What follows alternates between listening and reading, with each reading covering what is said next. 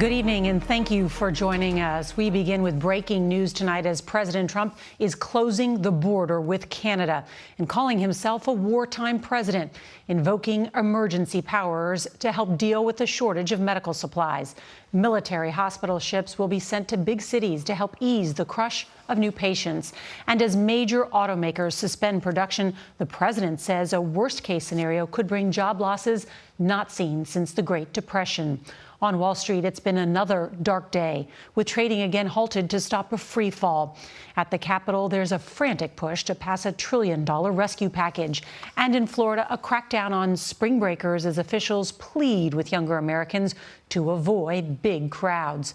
Now, wider testing is revealing a clearer picture of the pandemic's toll, and with a jump in the number of confirmed infections over the last week and U.S. death tolls still rising.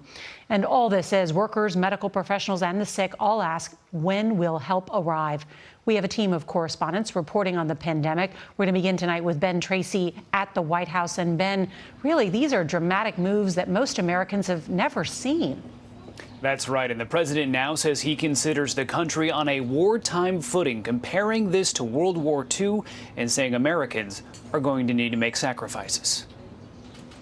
President Trump is invoking the full power of the federal government to call on private businesses to mass produce critical medical supplies such as masks, respirators, and ventilators. But there's never been an instance like this where no matter what you have, it's not enough. In a stunning set of actions, the president and the Prime Minister of Canada agreed to close the shared border to all non-essential travel, creating long lines at checkpoints as people scramble to make final crossings. 2 Navy hospital ships are being deployed to make up for a shortage of hospital beds. One to hard-hit New York, where they have less than half the 110,000 beds they say they might need. We are again today asking every American and our medical community leaders and hospitals to partner with us in delaying elective procedures.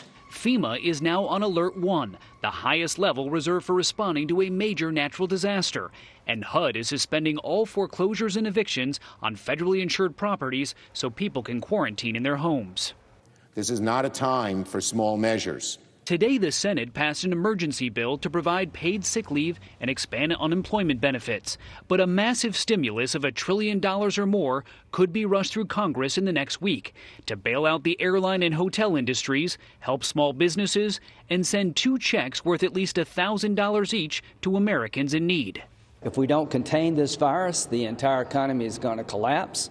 Ann Harper worries her New York-based accessories business won't survive. I think it's really great that the government is allowing postponed federal tax payment, because right now, as my business depends on cash flow, and right now we're kind of at a standstill. Here at the White House tomorrow, the president says he has big news to announce from the FDA. That agency has been working on ways to treat the virus.